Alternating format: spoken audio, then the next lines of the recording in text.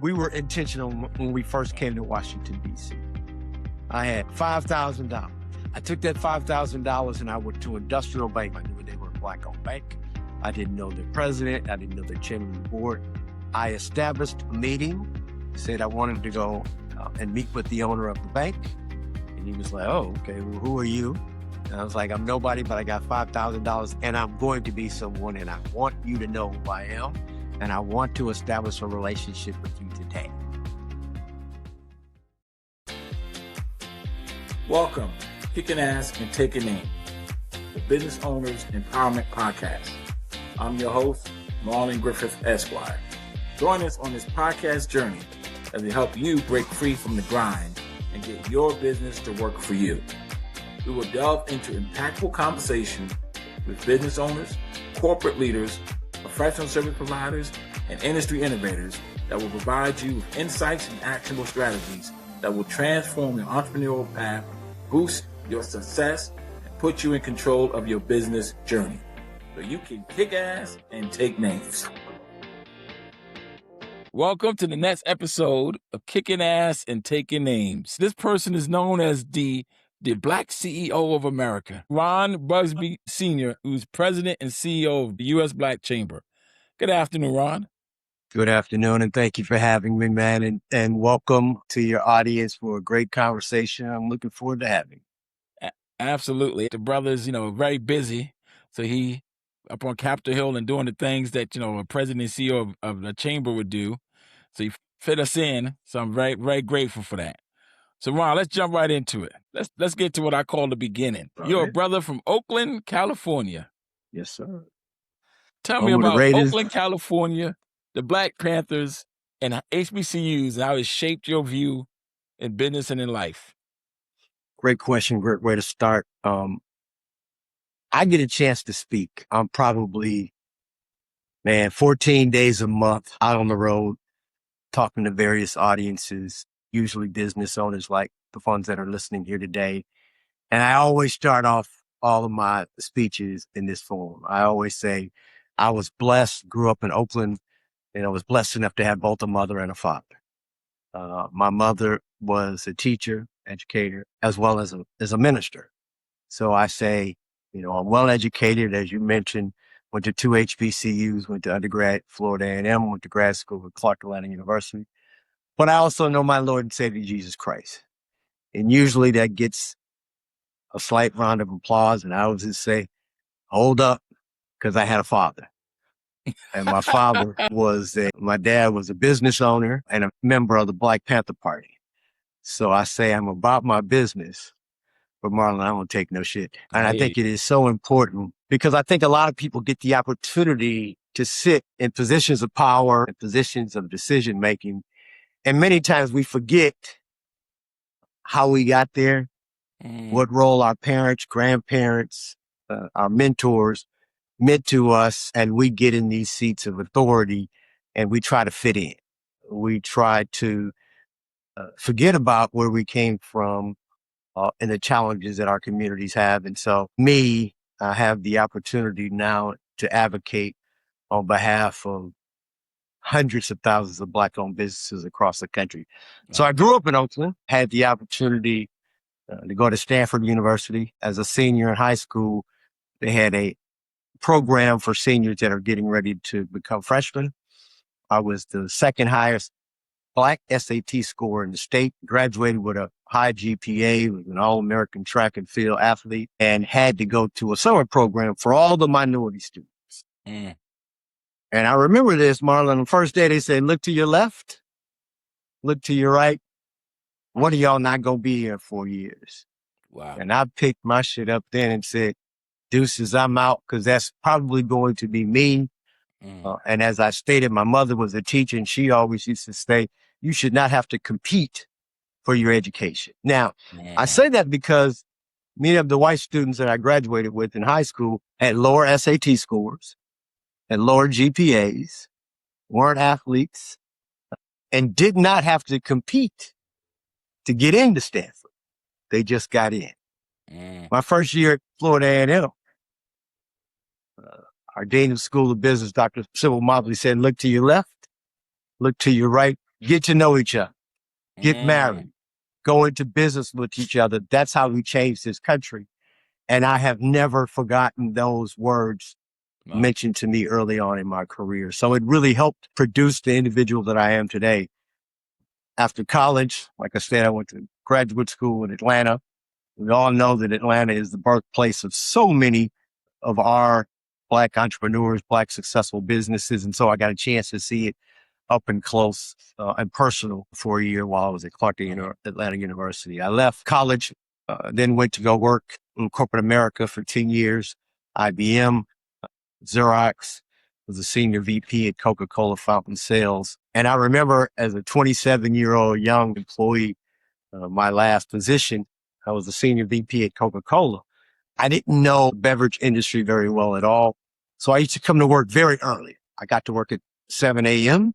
and I wouldn't leave until 7 p.m. And it wasn't like I was just trying to be this great employee.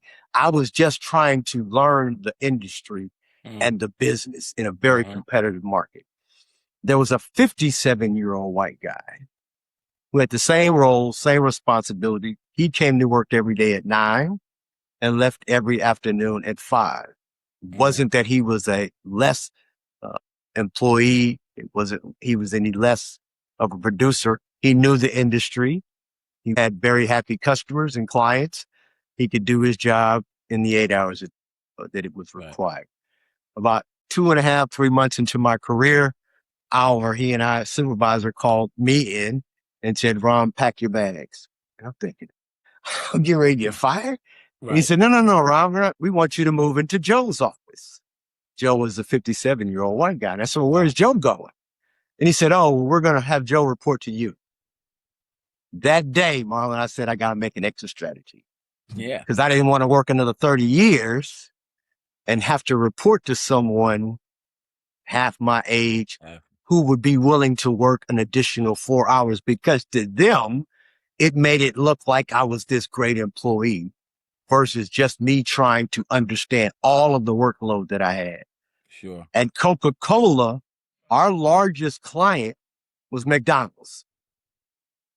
I had met several Black McDonald's franchise owners, and they were all millionaires.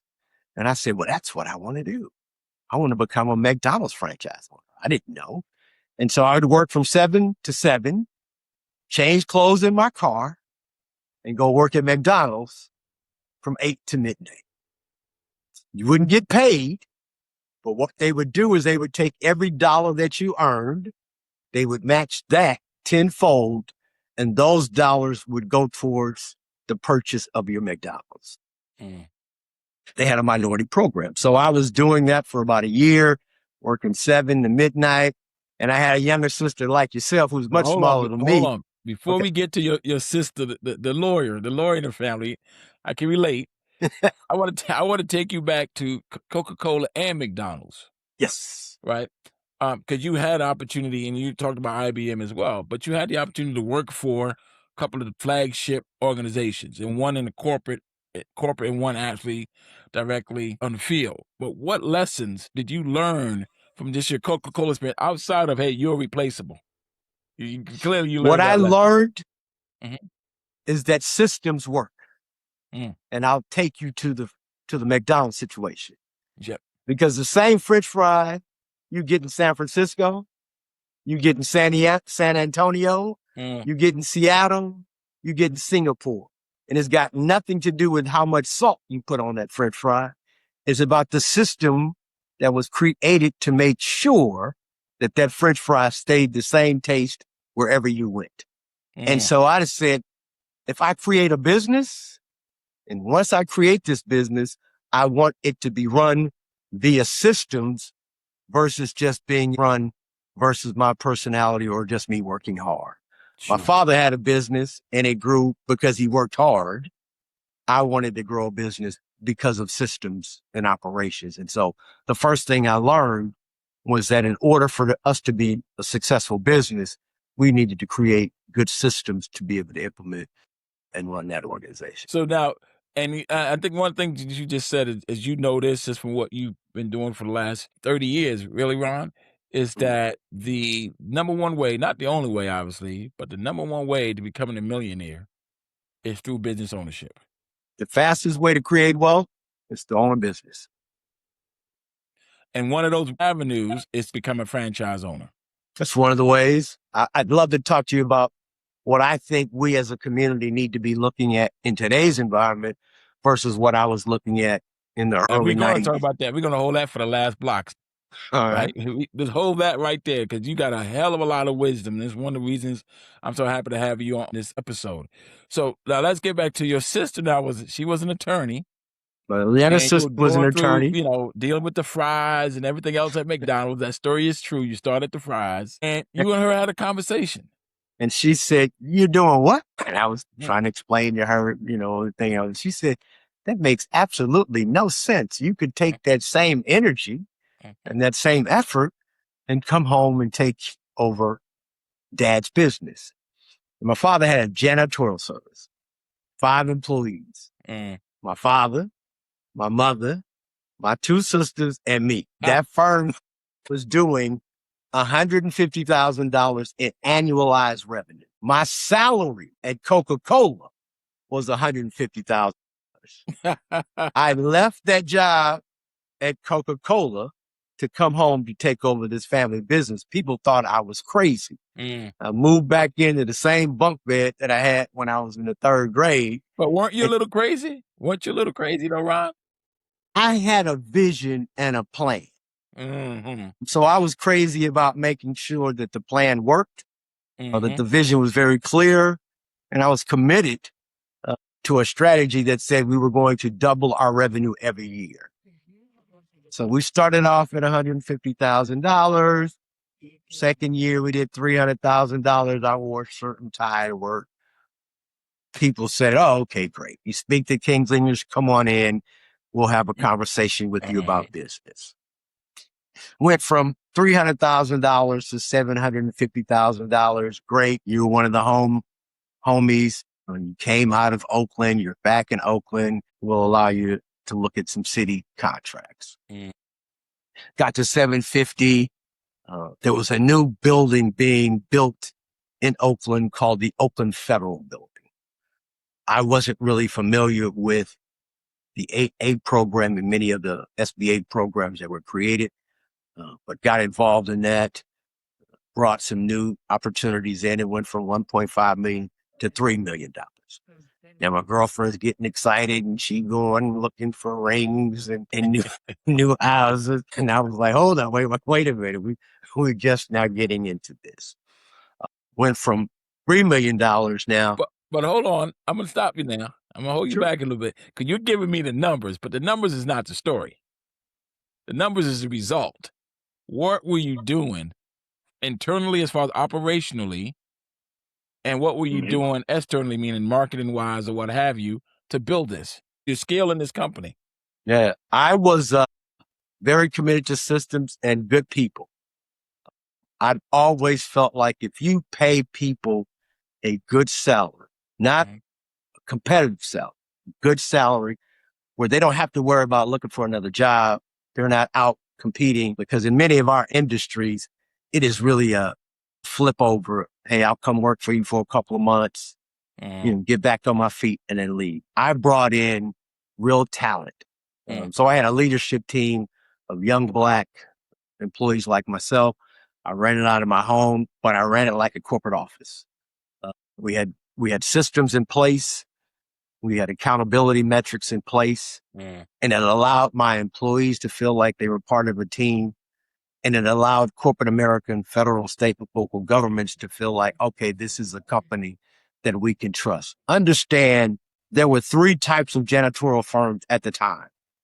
It was my father's types of companies, overalls, yes sir, no sir, that did the work. There were the Hispanic communities that had language barriers in many cases. And then there was me, who dressed up, who was college educated, understood what corporate America as well as business owners, what some of their challenges were. And so I had an opportunity to convince them and to talk to them in methodologies in which they understood and got the opportunity to compete for the work. Now, I was in Oakland when the earthquake happened. Yep.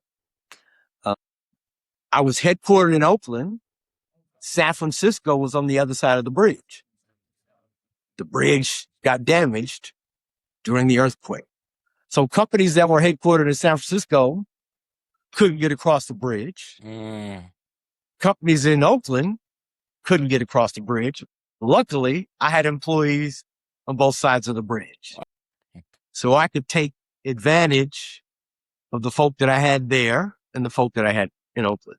Second thing, and I'm no longer in business, so I don't have this accountability, but San Francisco was a union town.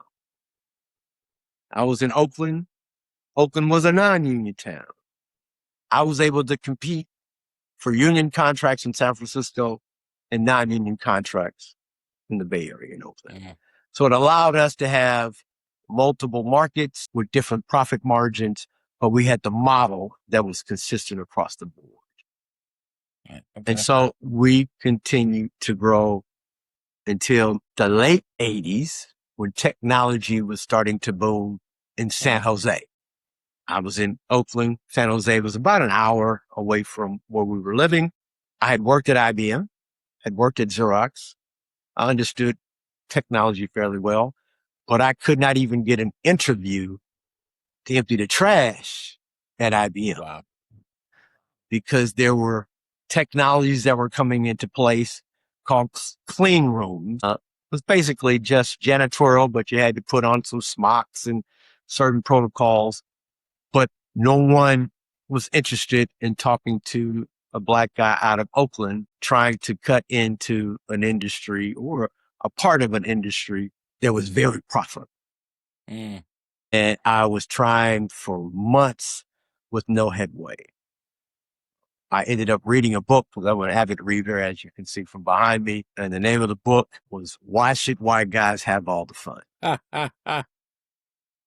And it was based on the first Black billionaire, Reginald. That's your fraternity brother too, huh? Fraternity brother. I got you.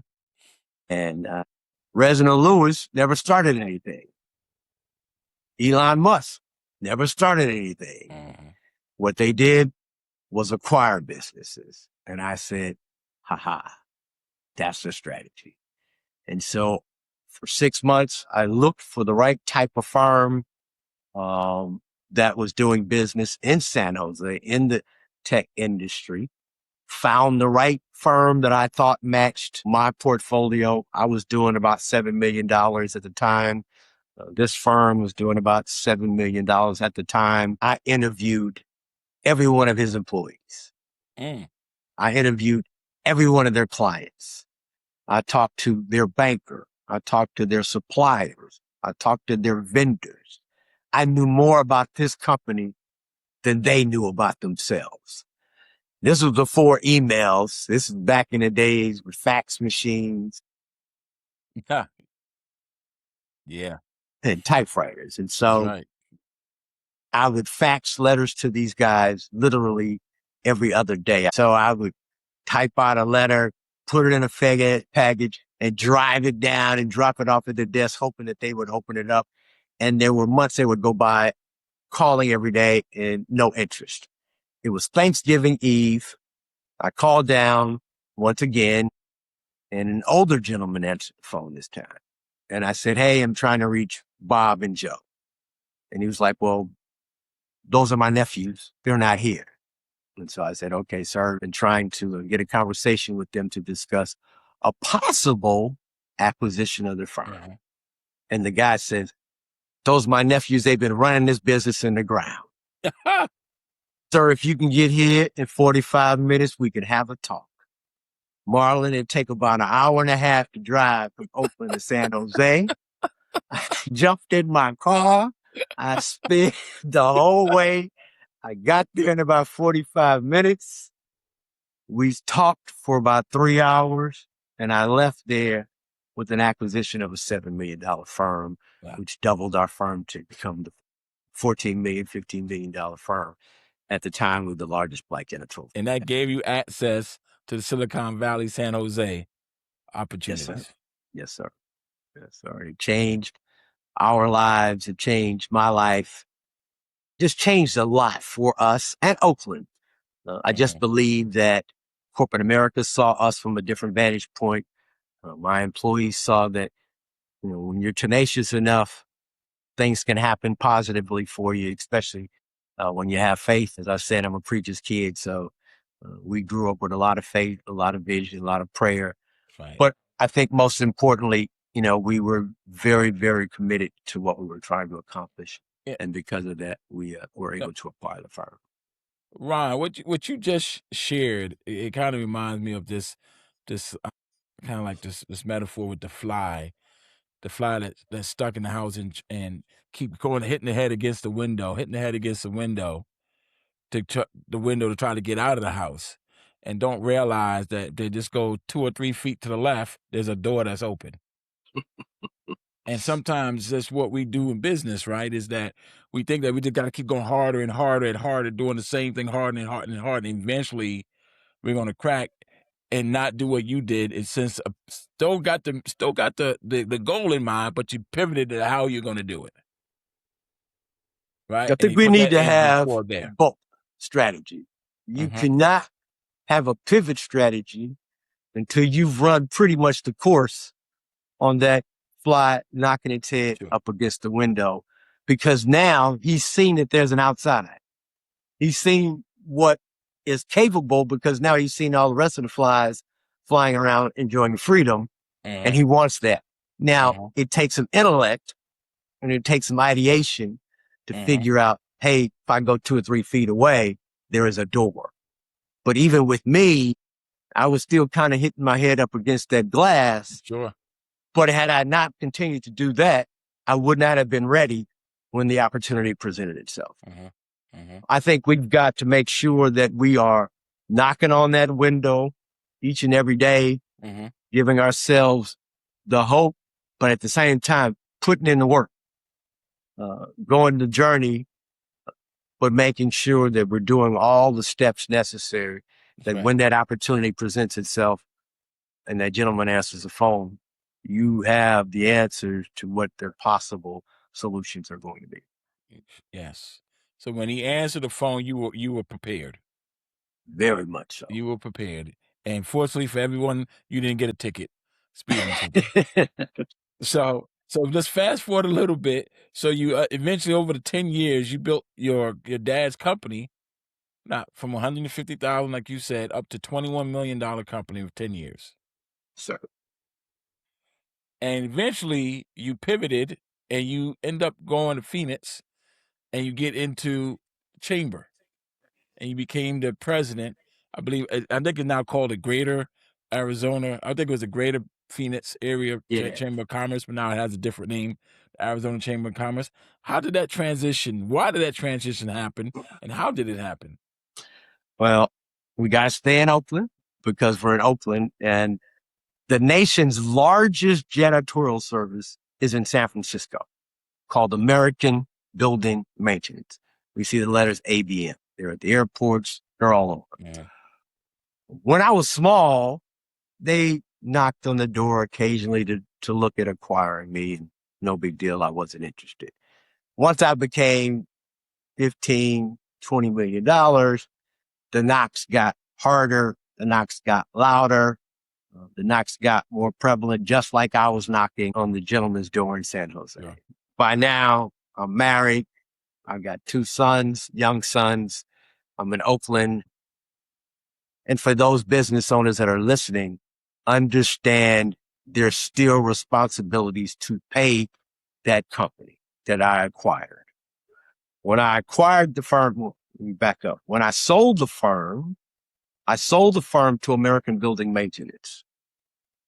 But what people need to understand is that when you sell a firm, you only get a certain percentage of that up front. And in my case, I got 60% of the purchase price up front. And I had to work off the balance, meaning they gave me a contract. They said, Mr. Busby, we want you to be a senior VP of this division.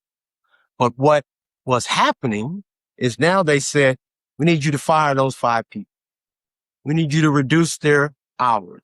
We don't need those couple of people that are over there doing that work. Get rid of that administrator. Mm-hmm. These were folk that I had put turkeys on their table for Thanksgiving. I'd seen these people's kids graduate from high school. These were people that had become family almost to me. And all of a sudden now I'm looking at terminating them, not because of any fault of their own, but because this new company is saying, you're no longer the parent. We just want you to babysit.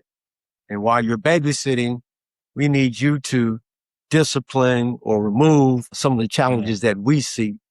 And it just was very hard, Marlon. It was hard. And I ended up walking away. I ended up walking away from about 30% of the profit or the buyout that I had earned because I just couldn't sit there and see what they were doing to our organization. But I also knew I had the knowledge. I had done it 10 years. I knew what it took to grow it. And so when I sold the firm, I had a non-compete agreement that said anywhere that we were doing business, I could not start a business. I wasn't doing any business in Arizona. And Marlon, I'm just like you, love to play golf. Went down there in February and it was 80 degrees. And I said, oh my God, I got to figure out how to make this work. Yeah. Luckily, luckily they go in June to July. Yeah. I got fools. Yeah. And said, this is going to be our new home. We're going to move here. We'll figure this out. And so I would fly down Monday morning, stay until Thursdays and go back to Oakland for the weekends. Then ended up getting introduced to a church home there and the Phoenix Black Chamber of Commerce.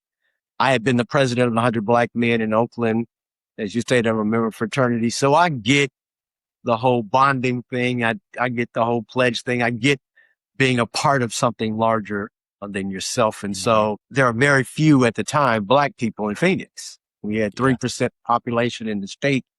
So there would be literally weeks that would go by that I wouldn't see anybody Black until Sunday when we would go to church. And you'd see the whole community come out on Sunday. And I was like, okay, there's some Black people here. I maybe can get along with this.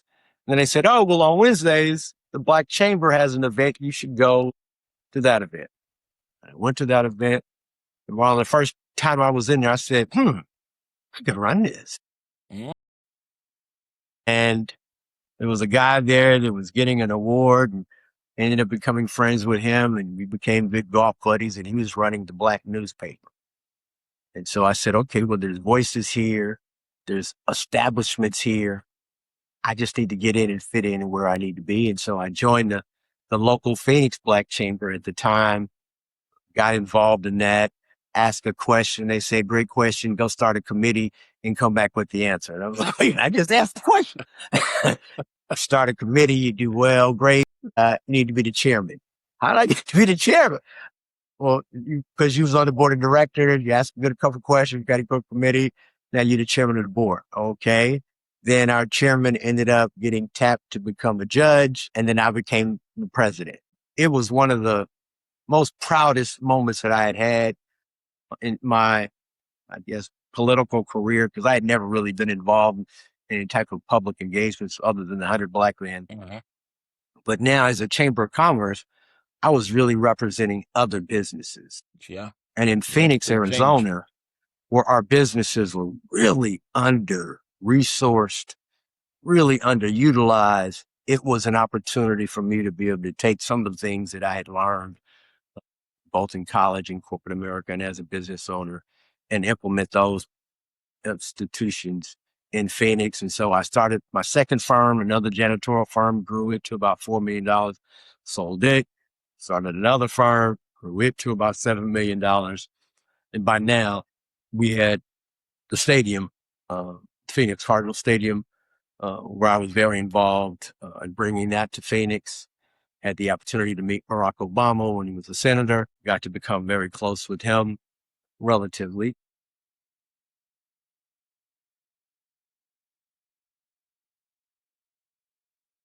And John McCain's wife had a Budweiser distributorship. And if you know, in football stadiums, they sell a lot of beer. But they also make a lot of mess. And so when we were negotiating, I told John McCain, look, man, if you make this work, we'll make sure she gets the Budweiser distributorship. We'll go make sure I get the janitorial contract. Both were awarded our piece of the deal. And then the next year we got the Super Bowl. It was truly an amazing opportunity for me to be there. Barack said, well, man, if you could do this in Phoenix, we need you in Washington, D.C. And so in Hold on 2009. before we get to that next phase. I want to get back to what you just talked about in Phoenix. And I think the very important lesson is leveraging our relationships, right? People talk about networking, and I don't like the word networking. Networking just means knowing people, and you can say someone's name, you can mention somebody's name. Yeah. That's networking. Okay. And maybe they may answer the phone if you call or respond to your email at some point. But leveraging relationships is way more intentional. And what you just described is exactly what you did. Right? I used to go to John McCain's office. I cleaned his office, right? I showed up every day in a suit and tie, vacuuming, emptying the trash for two reasons. One, because I wanted him to know me as a business owner, not as a janitor. And two, I wanted him to think anytime that they had heard anything about janitorial opportunity, building maintenance opportunity, first person that was going to come to their mind was Ron Busby. I think sometimes we as business owners will place many of the opportunities on our employees to go and advocate for us, to speak on our behalf, to represent us. And that's great. But sometimes you got to go do it yourself. Sometimes there's nothing more important. Networking is great, but having that relationship is where we ultimately want to be. We ultimately want to be able to shake that person's hand, for them to be able to call you by your first name, and you get that call back. I always say 50% of winning is showing up. But you ain't won nothing, Marlon, because the 25%, the next 25% is the follow-up. Yeah. And as you stated, I get on average 100 emails a day. I'm not following back up with 100 people, but it's that person that I see that's emailing me twice a week, once a week, consistently, that I'm going to say, well, this guy or this lady really wants to get with me. Let me make it. Is the consistent follow-up, the tenacious business owner that always gets the opportunity. Now, once you get that opportunity, you got to come prepared. But at least if we know that, you know what, this person is serious enough to continue to be steadfast on getting this meeting, I'm going to give them the benefit of the doubt. So let's move on now, because now you former President Obama is now put something in your ear. Yeah. So and now we're getting to you now, eventually finding your way to the East Coast. So Jack Napolitano, our governor, before he was President Obama, he was just Senator Obama. Most of us didn't know who he was. I myself kind of had heard of the guy, but had never had a chance to really be impressed with him. And she said, hey, he comes to Flagstaff, Arizona once a quarter, and he loves to play golf. When he comes, you should take him out to play golf. I'll make sure it happens. And I said, okay. So Marlon comes to town. I'm on Flagstaff. I go meet him. He's smoking cigarettes and he hitting the ball everywhere and he cursing. And I'm thinking, who is this dude? You know? And he's got his own cart and I'm in my own cart. So we're not like, I get a chance to talk to him the whole time. But I eventually asked him, I said, so, what is it you want to do? And he says, president. And I said, president of what? I said, dude, your middle name is Hussein. We just had 9/11. Let's say these folks ain't gonna vote for that, man. And, he continues to talk and we laugh. And I said, well, I'll tell you what, man, if you really are, then we got you in Arizona. We're going back. And we rented a bus and painted it, with his face on the side. And we drove throughout the state of Arizona talking and advocating on his behalf. That's how we became.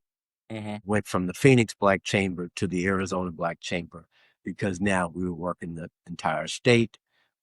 He says, I don't need to win Arizona. I said, what do you mean you don't need to win it? He said, I don't need to win Arizona. We're going to need John McCain in the future. And I was like, wow, this dude is way much further Way ahead. than ever, Mhm. the average citizen. And so I said, well, what would you like to do? He said, well, just continue to do what you're doing, but don't feel like, if we don't win Arizona, that we have lost, because we're going to need Arizona in the future. And I said, okay, great. So long story, we all know what the outcome was. Yeah. Ron, I'm gonna pause you right there, Sure. because I see some parallels between the conversation that you had with Senator Obama and the conversations you must have had with people in your family or other people in Oakland. You had the audacity to say, yeah, I'm going to go and acquire this company. Or you had the audacity to say, I'm going to take my dad's $150,000 company and make it into a multi-million dollar company. And even though you had that audacity when you were thinking it and when you saw it, when this man showed up in the golf cart and told you what he was going to do, it had the audacity to say that that's what he's going to do. Even you, given all of your success, all of your experiences, looked at him and said, come on, man. I mean, if you think about it, at the time, we had never seen a black president. Of course. Yeah. Of course. The lesson I want to get to about that, though, right? The lesson I really want to get to about that is that when people, particularly business owners, share what they want to do, and it depends on the community in which they're sharing it, people will respond like, yeah, right, whatever. But the key, though, is just like what happened with you and what happened with ultimately President Obama, is he said it with such conviction, such belief, that you had no choice but to believe him. And I You think didn't know how it was going to happen, but you had no choice and but if to believe you don't believe it 100% yourself, other people are going to sense that as well. That's right. And I Your know mama we're going to talk. you, though. Yeah. Your mama Yeah, I know said, boy, I got you. Your mama do it. But ain't nobody else. Yeah. We're going to You talk a have little to bit about believe it. the BET campus and how so many people, I was disappointed in here in Washington, D.C., because I'm saying I cannot be the only person that sees this opportunity here. And now that it's kind of been done, everybody's always like, oh, yeah, man, we was trying to put together. And I'm thinking, wait, And let's get to that right now. I know we've been holding on. It's just been a wonderful conversation, learning so much. And actually, when you spoke with Barack Obama, and he said, look, you need to make this national, right? And what he was talking about was basically what ultimately came from that was you founded United States Black Chamber. Yes, sir. And you and I, the president and CEO. Yes, sir. Right. So, come talk. And now, and I know it's clear, and if anybody encourages people to go check out the website and other material, but you founded on 5 pillars. Yes, sir. Right? Advocacy, which is most chambers. Right? The advocate for business owners. So I come to DC March 2009. We still got snow on the ground everywhere. Obama's already in office. I, at the time, had a sophomore in high school son, and we were taking one of those double-decker bus tours in DC. Still snow on the ground. And I look out, and I see a vehicle's license plates. And they read taxation without representation. That's right. And I said, that's who black folk are. Black businesses pay taxes. We vote. We pay tithes and offering. We do all the right things. Nobody was advocating on behalf of black-owned businesses. And so our first pillar was around advocacy. And the reason why I say that is because, I don't know how much time we have, but to me, it is the most important thing that is happening right now. Because all of the programs that were created for our community weren't created for our community at all. They were created under the auspices of minority. I'm not a minority. I'm a black man. I was black yesterday. I was black this morning. God willing, I'll be black tomorrow. They weren't created for us. And so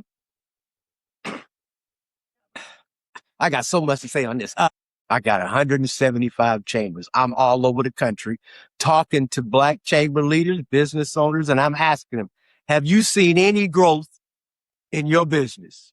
You know, can't say I have. Have you seen any growth in your chamber of commerce? No, can't say I have. All over the country. So I'm saying, well, where is this growth? We challenged Joe Biden to disaggregate the numbers. And what we heard for the first time in this country's history is of the country's budget, which is $960 billion a year, there's $640 billion set aside for business owners to compete for. That other $300 billion is for tanks and bombs and things that from the military, which is great. And so we said, okay, $640 billion. What does that mean to the Black business community? And so what we heard, Marlon, for the first time is that the Asian community received 1.8 of the 11% spend, minority spend. So not the 640, but just 11% of the 640. Asian community got 1.8. That's a small amount. The Hispanic community got 1.71%. I'm thinking to myself, well, I know Black folk, we 14, 15% of the population. I know we doing well. And what we found out for the first time in this country's history is that Black businesses, although we had the largest number of businesses certified to do business with the federal government, we got the longest history of businesses in doing business. We got the least amount. We got 1.5 of the minority spend. And so I said, well, where's all this spend going? White women. White women got 78 of the minority spend. So between white men and white women, of every dollar, they were getting 94 cents. And now they want 2 to 3 cents of that back. They don't want us to get anything. And so for me, I was never going to advocate on behalf of minority because I know it didn't do us any good. I only advocate for Black issues and Black businesses. Our second one is access to capital. If you ask any small business owner, white, Black, large, small, what their number one concern is, they'll say access to capital. When you talk to a Black business owner, they will say number one, number two, and number three of their top concerns are affordability, availability, and accessibility. In 2013, 2014, we did a project with Rutgers University.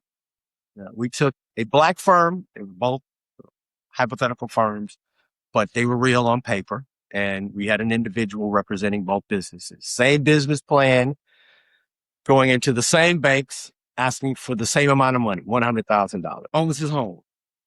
White firm, renting an apartment. Black firm, college graduate. White firm, high school graduate.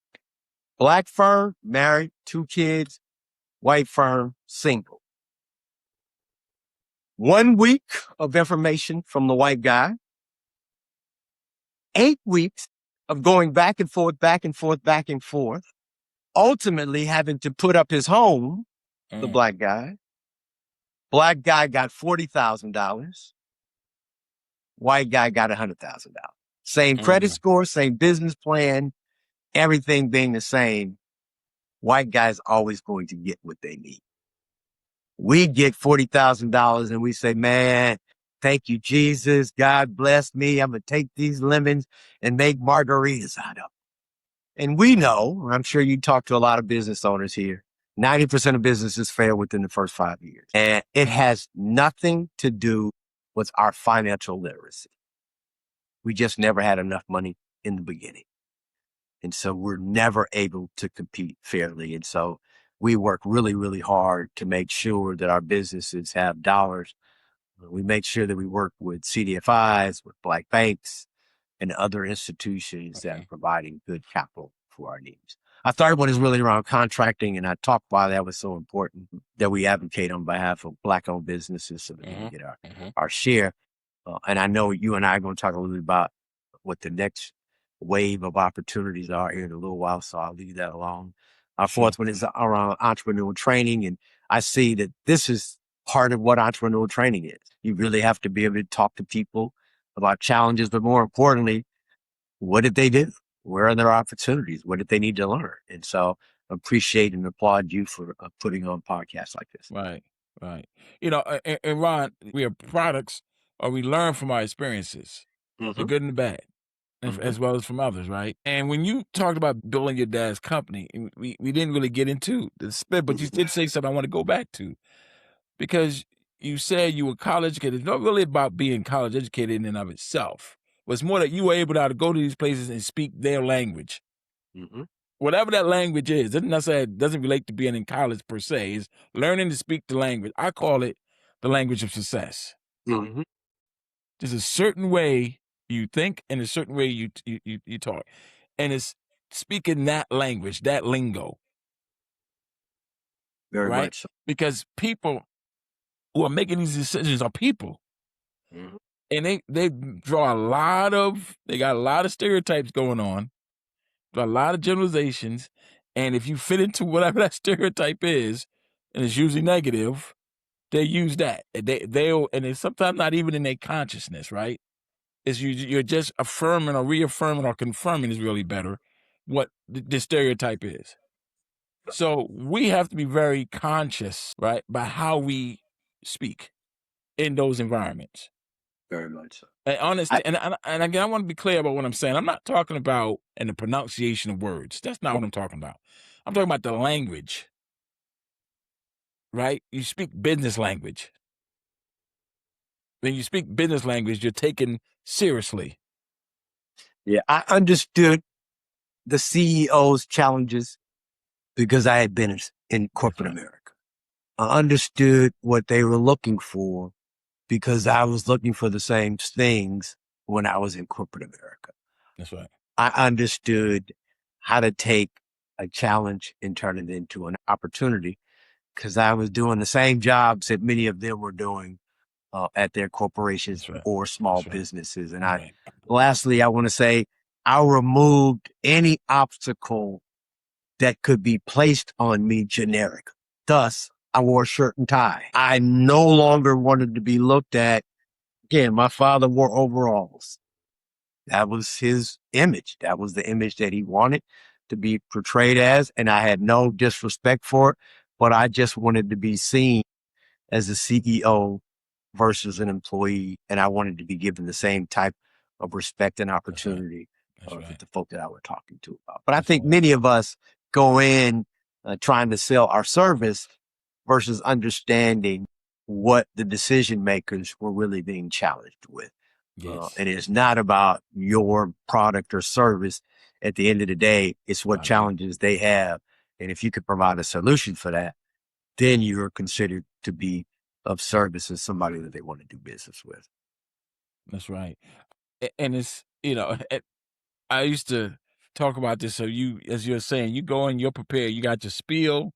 You're ready to go. This is my product is, how great my service is, da, da, da, da, da. And the greatest asset that you don't use, that you have to use, is your ears. You have to listen to what they want. Not about what you can do, it's about what do they want? What problem are you trying to fix? What problem are you trying to address? Can your service or product do that? No one is just buying your product because, it's your product. And I know you're in love with what you created, of course, it's yours. But if it doesn't fit to solve my problem, congratulations, but I'm not doing business with you. Sometimes we get lost in that. And the one thing we also get lost in, because I do have to touch on this, is I think this is one of our biggest issues as business owners. We just don't price our products. That's what I was hoping that you touched on it. Yeah. Right. We just don't. Yeah. I think twofold. One, because I know you're in the DMV, and so a lot of our contractors are government contractors. Well, I was formerly a government contractor in the 8-8 program when it was a very beneficial program. You used to have to go show up and do the walkthroughs and meet the decision makers and present your case. Nowadays, with the internet, I could sit in my slippers and my pajamas in my room and say, well, how much did you pay last year? Oh, I paid $1 million. Okay, well, I'll do it for $950,000. You don't know if the last dude lost money on the $1 million. We're so entrenched with just getting the deal that we don't know if it's making any money or not. I think on the flip side of that, and I'm talking to us as Black consumers, At the same time, we'll go into a black business and say, hey, man, I know it costs $1, but can I get that 75 cents homeboy hookup? Or can I get that 60 cents sister girl love?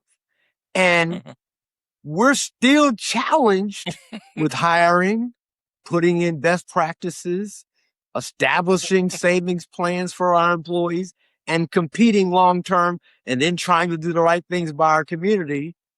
But we're having to discount our own products and services to our own communities, and we don't go anywhere else to anybody else's business asking for that same discount or hookup or some type of benefit. And so we got to do both.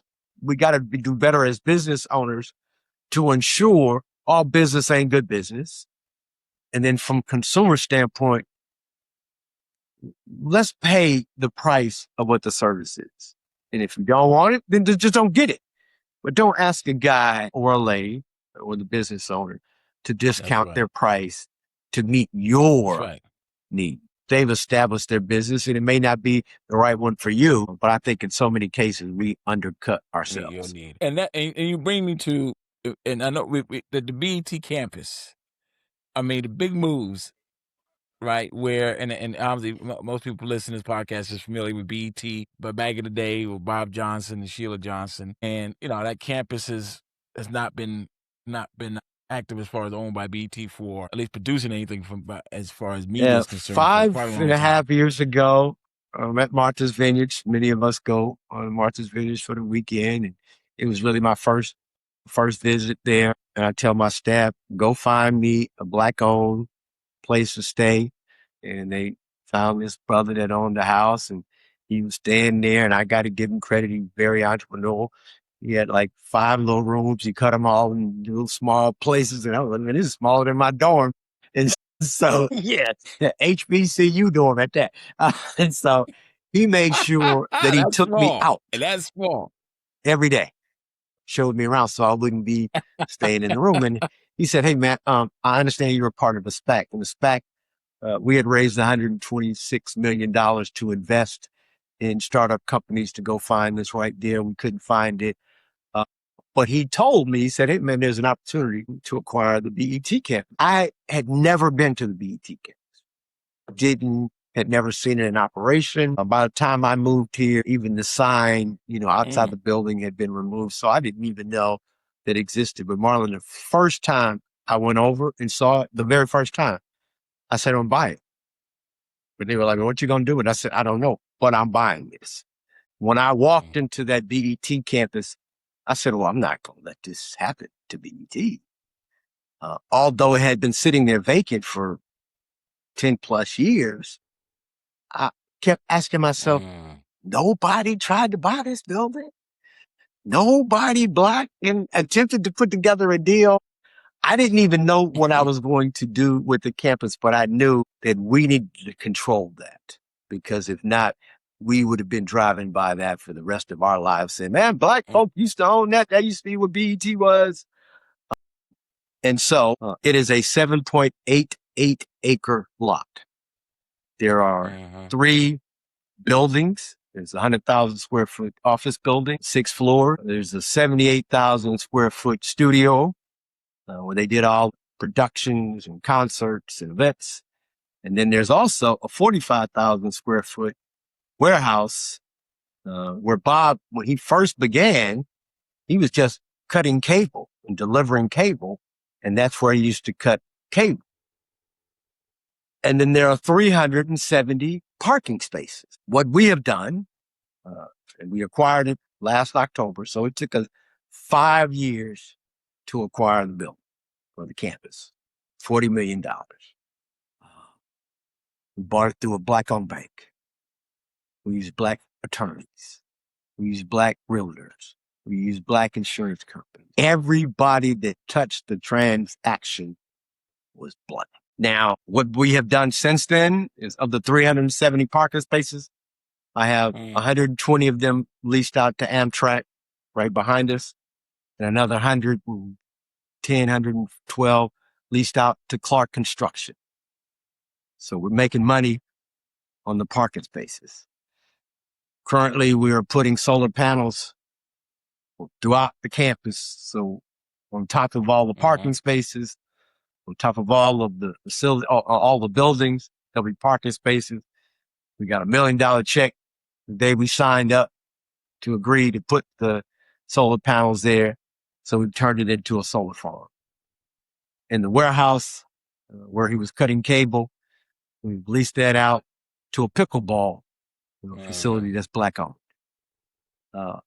In the studio, which is 78,000 square feet, we have a tenant there called Bottoms Up Production. For those of you that are social media, Drewski, he performed there last night.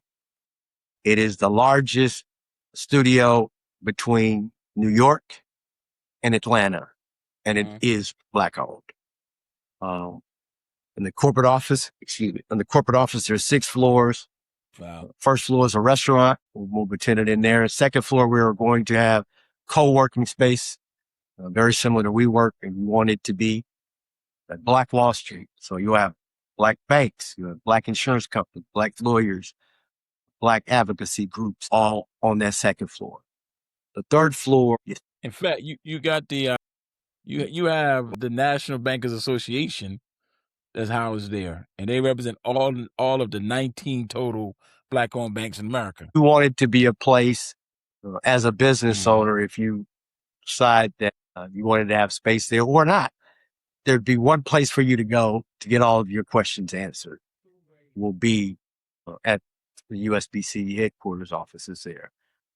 On the third floor, we're having an incubator program there for consumer products goods, those businesses and business owners that make candles, T-shirts, whatever it is you make, and you're trying to get it into a Walmart, a Target, a Macy's, and even Markets, wherever that is. You'll be able to go through this 12-week program and come out of the other side with opportunity to be prepared to take your products on their shelves. Yes, that's the USBC 360, and it will be kicking off in August. August this year. I think it's August 13th is the startup date. So for those that are listening, if you're a business owner, the requirements for you to be in business at least a year or more, you need to be doing at least $1 million in annualized revenue and have best practices set up for yourselves. But we will be taking that and enlarging your firm with resources, technical assistance, and access to capital. Fourth floor, we'll have a tech firm. Fifth floor, we have American Families and Children as the tenant, and then USBC, United States Black Chamber, will be on the 6th floor. Yeah, that's fantastic. And those of us who are local often, spent many days, particularly if you live out in the county like we do, driving down New York Yeah, Avenue. we still do too. Going to 50, you see the BET campus. Still call it BET campus. Well, we call it on the right next is the Amtrak train runs by that as well. And now you know what now is there, right? That's right. And all I could think about is the movie Boomerang. I said, man, this had to be a beautiful place to spend the young Black, employee of one of the nation's largest Black firms. And so I get excited when I'm just walking through that campus and just think not only what it was, but what it is and what it is going to be. Oh, yeah. That place. And what it's going to be, right? Exactly what it's going to be. So, I know we've teased and we now got to that point. You have some very strong views on how we should move forward as far as entrepreneurship and business ownership, and how we build these 7-figure and beyond businesses. So twofold. First, the I floor will is yours, tell my brother. you what we have done to make sure that everybody understands this just ain't about Ron Busby and him acquiring a firm. The graying tsunami is real. There's $15 trillion of wealth that will be transferred in the next 2.5 years between now and the end of 2030. And if we're not participating, it ain't coming back. That wealth will never transfer itself again, and we will once again lost that opportunity. I tell people all the time, when I go talk to corporate America, they say, Ron, we do more business with Black firms if we could find them and if they had the size and scale. So Marlon, the first thing I did was to take away that whole conversation about not being able to be found and created the Buy Black platform. It is the largest and only database of Black-owned businesses in the country. You can be certified. Historically, I tell this story all the time, you could be certified as a female-owned business. You could be certified as an Asian-owned business. You could be certified as a gay-owned business, but you could never be certified as a Black-owned business. You could only be certified as minority. The U.S. Black Chamber said, the heck with that. We created ourselves. 72,000 Black-owned firms can be found at byblack.us, byblack.us, or for those that are challenged, buyBlack.us. In 1988, this is before the U.S. Black Chamber was created, we had 23 Black-owned radio stations. And they were all members of an organization called the National Association of Black-owned Broadcasters, which in 2023, we acquired. Between 1988 and 2008, between 1988 and 1998, we went from 23 Black-owned radio stations to 336 Black-owned radio stations. And the way that we were able to do that is through policy. Policy that said if a white radio station owner sold to a Black radio station owner, the white radio station owner didn't have to pay capital gains taxes. You're a lawyer, so I'm sure you understand the benefit or the challenge of having to pay capital gains taxes. Now you get a big check because you done sold your business, but you got to write Uncle Sam damn near half of that to pay in these capital gains taxes. Well, once this policy was created, white folk were knocking down the doors of brothers and sisters to say, hey, buy my station. I'll even sell it to you at a discount, or I'll carry the funds back. I'll do a carry back for you, because they did not want to have to pay capital gains taxes. The one thing that we know about this administration, they don't want to pay taxes. Trump is doing everything he can to eliminate taxes on the rich. And so keeping that in mind, the U.S. Black Chamber is trying to create policy that will be beneficial for Black business owners. Why? Because of that $15 trillion of wealth that is going to transfer in the next 2.5 years. If you look at Black Enterprise every year, they produce one of their monthly magazines that lists the top 100 Black-owned businesses every year. Every year. Somewhere around 17 to 20% of those firms drop off. And you say to yourself, what happened to them? They all of a sudden stopped doing business. They, have a challenge, lose a contract. I was like, no, they went out of business. Why? They didn't have anybody to pass it off to. They didn't have a son or a daughter or a business partner. And so they left. They sold it. And I'm saying, damn, we've got to be able to keep that wealth in our community. There's a brother here in the DMV. They sold. Had $1 billion firm. He passed. One of my fraternity brothers just passed last month. We just buried him earlier this month. Didn't have a succession plan. That firm is gone. We've got to be able to look inside and, more importantly, outside of our communities for acquisition opportunities. It takes the same amount of effort to acquire a firm as it does to start a firm. And the banks would much rather finance current accounts receivable, current tax returns, current employee relationships, current customers, versus, hey, I got this great idea, bank. Would you finance my idea? Would you finance my business plan? In today's environment where funding is extremely competitive, more than likely they're going to say no. But they will finance in acquisitions, and we know that because of what's happening in the market today. So I tell people, even young people that are saying, hey, I think I want to go into business for myself. I say, no, you don't. You don't want to mess up your parents' name. You don't want to mess up your credit. And you don't want to mess it up for the next minority owned business that may be coming behind you because you didn't have the knowledge, the resources to be able to make it work. You're going to make it that much more difficult for the next Black owned or small firm to come behind you. So I say, go volunteer for the company. Go work for a small business or family business or a business in the environment that you think you might want to get into. Bring all that latest technology, all the stuff that you've learned in college or high school or your previous employer, and now be able to implement that in some of these small and minority owned businesses. And a couple of things that can happen. You can now earn yourself a job, or you can acquire that firm, or that firm can be passed down to you. And so I'm just telling young people, as well as people here in the DMV, we've lost 300,000 Black women have lost their job, but people aren't talking about the 600,000 Black men that have been let go. And everybody's like, oh, they're all starting businesses now. And I'm like, I don't need any more mom and or pop businesses.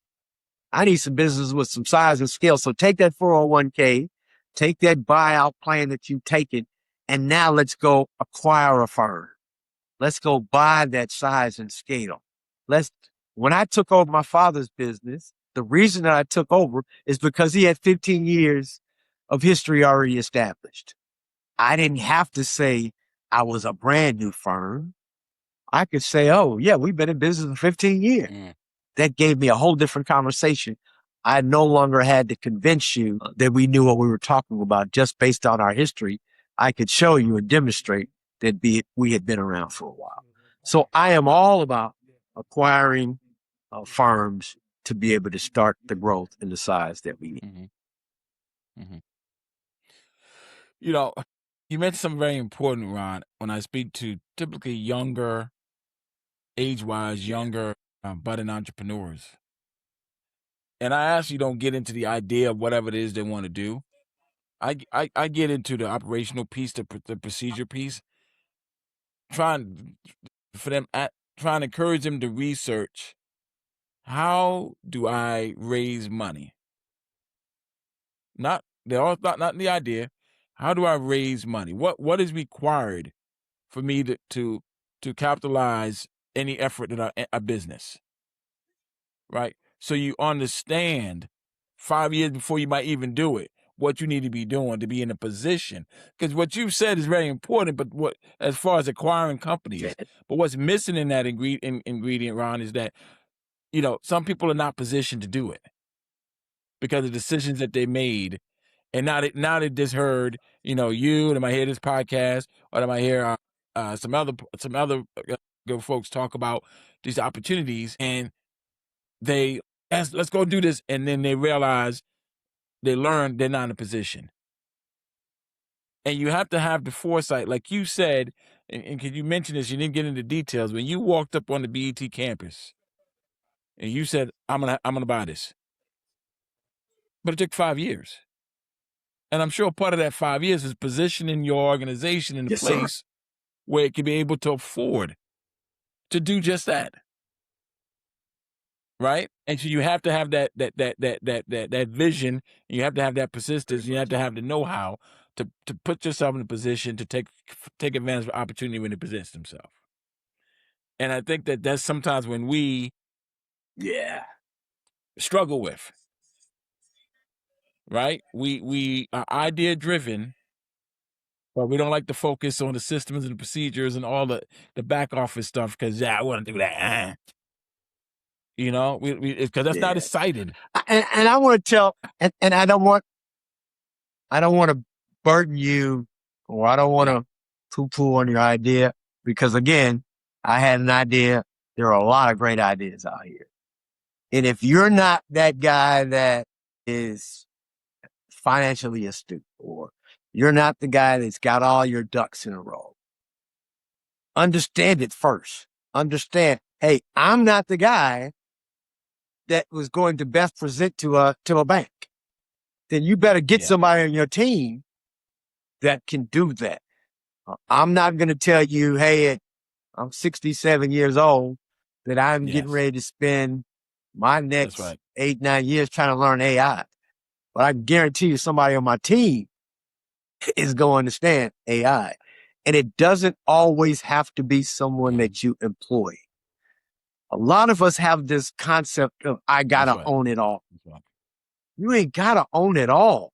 That's You've right. just got to make That's right. all of it the best that it can be. And that may mean having to give up some of it to make sure that your leadership team is quality Mhm. and that all of your ducks are going to be in the row so that when you do get ready to present to an owner or to a bank or to the opportunity, that they feel comfortable enough to be able to say yes versus I need one more piece of documentation or bring something else back. What we did early on, we were intentional when we first Right. came to Washington, D.C. I had $5,000.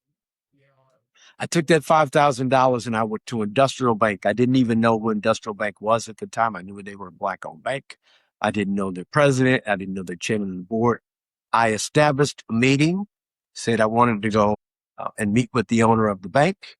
And he was like, oh, okay, well, who are you? And I was like, I'm nobody, but I got $5,000 and I'm going to be someone and I want you to know who I am. And I want to establish a relationship with you today. Several years later, I got ready to finance my home. By that time, he knew who I was. We had established a relationship. And so I went to Doyle Mitchell, who was a member of Woodmore, and I said, hey, this is what I'm attempting to do. And he said, oh, gosh, I know you. When we got ready to acquire the BET campus, we had banking relationships with all of the big banks, Fargo's, Truist, the B of A. They were corporate partners of ours. They had been funders of our organization, but none of them wanted to do the deal. They made us go through a lot of follow up back and forth, which was all needed. And a lot of people don't understand when they're scrutinizing you and when they're challenging you to come back and fix something or present something.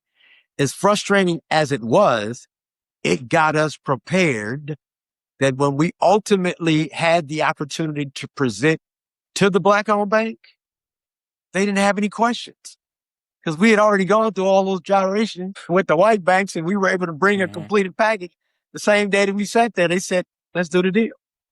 It was a very invigorating and experience that many of us have never had the opportunity to have a conversation about a $40 million transaction. And it was all Black people sitting at the table. And all of us said, yes, let's do this. I think sometimes our visions are so small that we don't really utilize all the resources that are around us because we don't need them. This was so big that we had to go everywhere to figure it out. But once we did, they saw how passionate and well thought out the plan was, that it made sense to them as well. And they were prepared to be our partner. I say that these are great times for us as much as challenges are. But for those business owners that really have a vision, have a strategy, have a plan, it don't matter who's in the administration. It doesn't matter what challenges you're going to face. There's always going to be opportunities out there. And we as a people have historically seen that happen year after year after year, generation after generation. It's an old story that you may have heard. I know I'm old enough to remember this. And we used to hear that everything white people did was better than what we did. Even their ice was colder. White people's ice was colder than black. One time I was on a panel with Reverend Jackson, Dr. Reverend Sharpton, John O'Brien at the time, and guy here from Georgetown University said something about, well, white people's ice was colder than ours. And finally got down to me and I was able to answer the question. I said, well, you know, my great grandfather used to have an ice delivery service. And before we had refrigerators, Marlon, we used to have ice boxes. And if you remember, before there was refrigerators, you would get a block of ice delivered to your house once a week. They would place that block of ice in your ice box and it would keep your milks and meats and vegetables fresh for 7 days. My grandfather lived in Temple, Texas. And so in summertime, I used to go down to stay with him. And I was begging, man, Daddy Ray, can I please go ride with you Saturday morning to deliver ice? And so he said, all right. So we get up early, 5 a.m. on Saturdays, and put all the ice on the back of the truck. And we go straight to the white folks' neighborhood first. And we take the block of ice up and put it in their ice box, and it lasts them 7 days. But we drive around all day delivering ice to white folk. And by the evening, we would go to the black neighborhood to deliver their ice. That ice had sat on the back of the truck all day long. It melt down a little bit, get chipped away a little bit. So by the time it got to our ice box, it would only last 5.5 days. So that day and a half of the week, black folk was always saying, man, my Coke ain't cold, my beer ain't cold. I got to go to the white neighborhood to get me a cold Coca-Cola. Well, because of a black man that went to Howard University, we created the ice maker. So ain't nobody's ice colder than ours now, Marlon. I can get cubed ice. I can get crushed ice. I can get filtered ice. I can get flavored ice if I want to. And when we start thinking about our businesses, our communities, our universities and college in the same vein, we ain't got to worry about what is going on in other people's communities. Our ice, our businesses are cold enough. And I want your audience, those of us that are black-owned businesses, never to compare themselves to what somebody else is doing or not doing. Focus on where the opportunities lie for you and yours, and it'll work. You got to be tenacious. You got to be steadfast. You got to be committed. But don't worry about what's going on in white folks' houses or what's going on in other folks' communities. Always good to be able to tell them about my story, and I appreciate you giving me the opportunity. But thank you for listening to this episode of Kicking Ass and Taking Names, a business owner empowerment podcast. Remember, information is only as good as its application. So start making transformational changes to your business and life today. If you like the show, follow wherever you get your podcast. And if you are enjoying this on YouTube, hit that subscribe button and leave a comment letting us know what you think and what you want me to talk about in a future episode. If your business needs a legal partner, contact us at www.glgdc.com. Thanks for listening, and I will see you next time.